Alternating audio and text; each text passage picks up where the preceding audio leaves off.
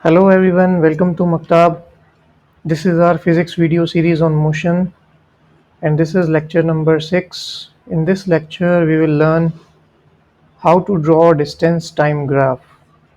In the previous lecture, that is in lecture number 5, we have seen what is the meaning of this distance time graph and how it looks for uniform speed and how the graph looks for a non-uniform speed and also the graph for the objects which are not moving or which are at rest. So if you have not seen that video, must watch that video. So let's start. Let's learn how to draw a distance time graph. So we will learn this topic by taking a simple example. Here's a question in front of you. The question says that the distance traveled by a car at various speed is shown below.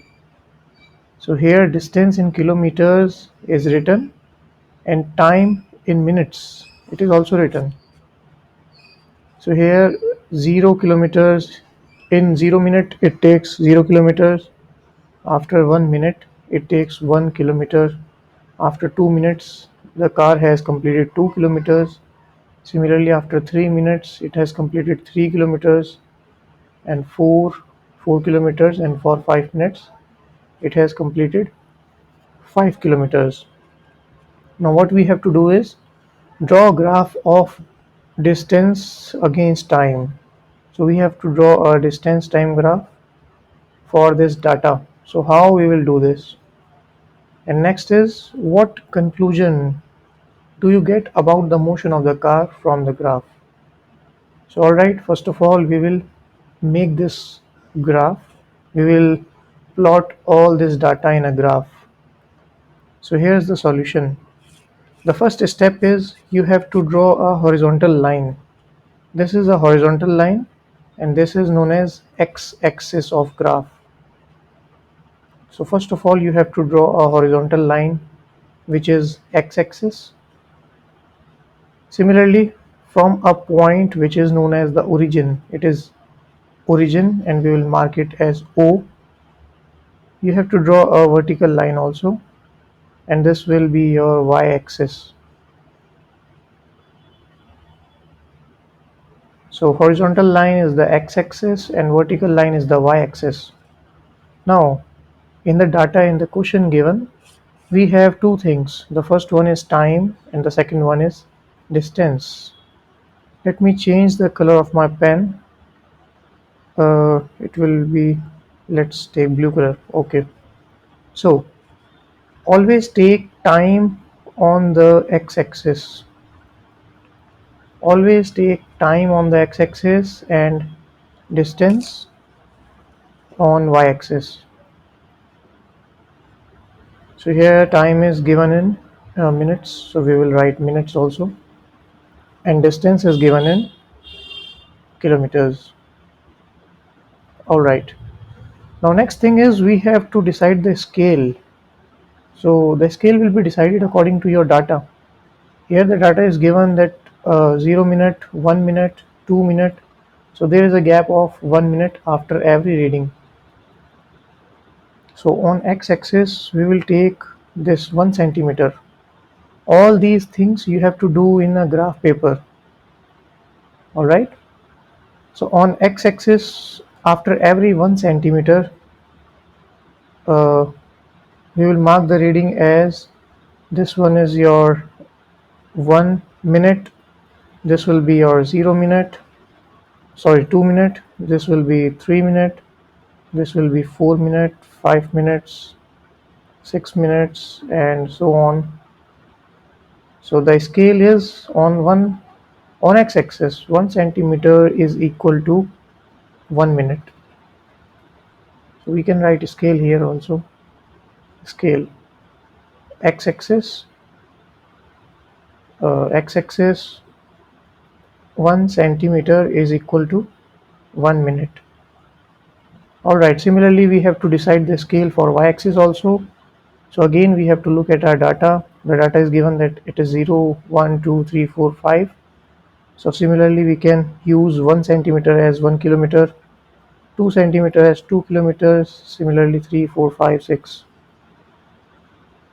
So this will be our 1 kilometer, 2 kilometer, 3 kilometer, 4 kilometer, 5 and 6. So we will write a scale here.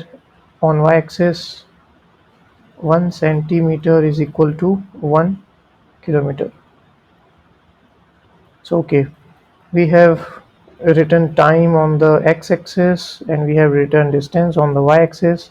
Similarly, we have decided the scale of x-axis or of distance also.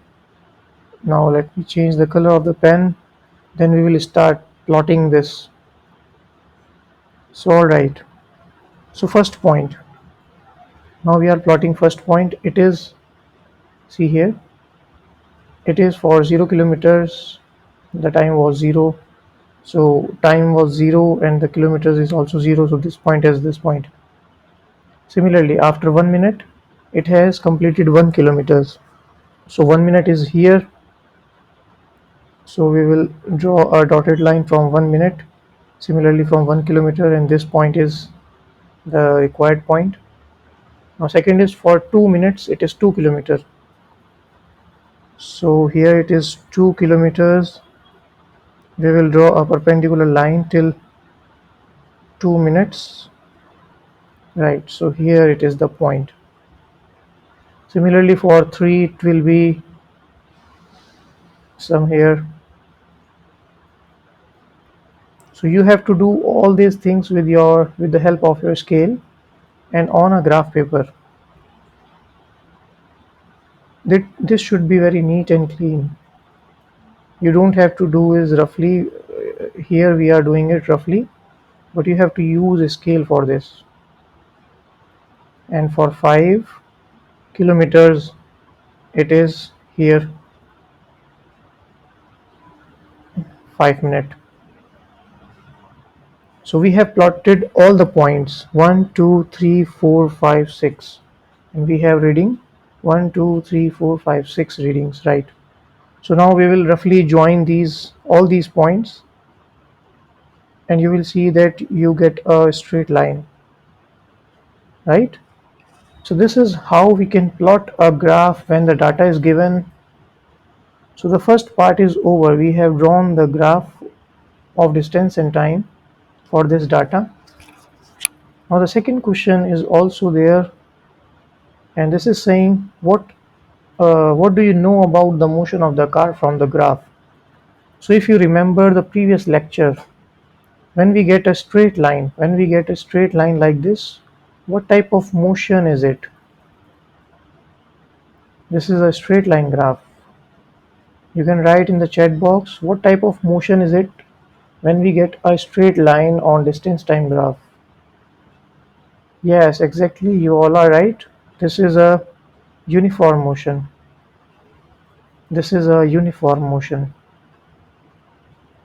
So if you don't know about the graph of uniform motion, watch the previous lecture. So this is a graph for uniform motion. It is always a straight line. So now let's try another question. You can pause the video to note the question down. We are moving towards the next question. So here is the problem 2. A bus start from rest at 8 p.m. The distance covered by this bus at various instant of time are as follows.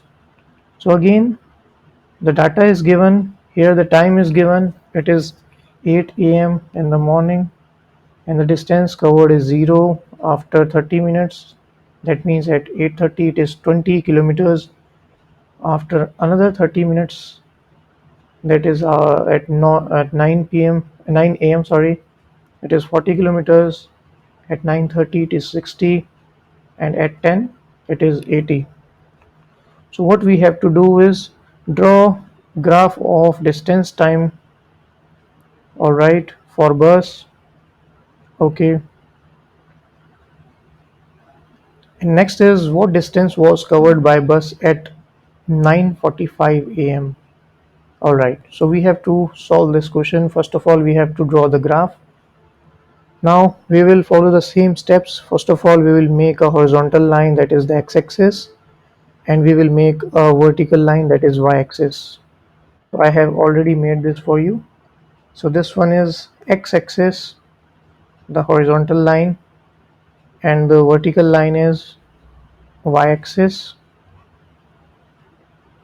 The point where these two lines meet, this is known as origin. It is denoted as O. We always take distance on the y-axis. So here it is the distance, and distance is given in kilometers. So we will write distance here. Similarly, time is given, and time is always on the x-axis. So here it is the time. Now next, what we have to do is write in the chat box if you know. Yes, right. We are going to decide the scale. So first of all, let me mark 1 centimeter on the x-axis. Then we will decide the scale. Right. So we will take 1 centimeter as 30 minutes. Right. So this will be, let's say, 8:30. This will be 8:30. Let's say this is 9 a.m. and this is 9:30. Similarly, this will be 10 a.m. All right. Now next, on y-axis, again we have to decide the scale. So what scale we will use on a y-axis? So we have 1, 2, 3, 4, 5, only 5. So we can use 1 centimeter as 20 kilometers. Next, 1 centimeter as 40. Then it will be 60. Then it will be 80, and so on. That means it will be 100. So let us write the scale here. So scale on x-axis, our 1 centimeter is equal to, it is equal to 30 minutes. Similarly, on y-axis, 1 centimeter is equal to 20 kilometers. So now we have decided the scale also. Now we are ready to make the graph. Now we are ready to plot the graph, plot the points. So at 8 a.m., it means at here the distance was 0. All right, it is 0. Then at 30 it will be 20. So we will draw this point is the required point. Now it becomes 40 kilometers at 9 a.m. So 40 kilometers at 9 a.m. All right, and it is 60 at 9:30. So okay, it is 60 at 9:30, and at 10 a.m. it was 80 kilometers. So this is the required point. Now we will join all these points. Again we are getting a straight line. So again, what does this means? This means that the car is moving in uniform motion. So again, this is a graph of uniform motion because it is a straight line. So the first part is done. We have drawn a graph. Now what is the second part? What distance was covered by the bus at 9:45? So the bus, the timing 9:45 will be between 9:30 and 10, right? So it will be somewhat here. This time will be 9:45, and the distance would be, let us check the distance. So at 9:45 I am drawing a straight line here, and to find the distance we have to draw another straight line towards the y-axis from this point, and this is coming at 70. So the answer is at 9:45 a.m. the bus had covered 70 kilometers. So in this way you can calculate any distance using a distance time graph, or you can also draw a distance time graph. So we can write here at 9:45 a.m. the bus has covered 70 kilometers, right? And this we have seen from the graph. So okay, moving forward, you can pause the video to note it down. Alright, now let's see what are the advantages of using distance time graph. Why we are using graph? We have this data, then why we are drawing this graph? So the first benefit of drawing this graph is the variation of distance time or distance traveled by an object with time can be seen more easily from a distance time graph than from distance and time values given in the table. So it means the data that you are reading, it is more comfortable to read that data in the form of a graph than in the tabular form, right? If you see this table, you will not clear about the data, what the data is given and how it is going on. So it is not easy to read this data. But in graphical form, it becomes very easy to read this data. Similarly, we can also see that if it is a straight line, then it is a uniform motion, right? Now let us see what is the next benefit of using a distance time graph over this tabular form. Next benefit is the data given in the table form may give information about the distance moved by the object only at certain definite time intervals, but from a distance time graph we can find the distance moved by the object at any point of time. So this means that in a tabular form you can only get the data which is given. It means that at 0 minutes it moves 0 meter, after 2 minutes it has moved 10 meter, after 4 minutes it has moved 20 meter. But what about after 3 minutes? So this data is not given in this tabular form, right? But if you make this table in the form of a graph, then we can easily find what is the value of the distance traveled by that vehicle after 3 minutes or at 3 minutes. And this we have already done in the previous question. In that question where we have found out what is the value of distance after 9:45 a.m. or at 9:45 a.m.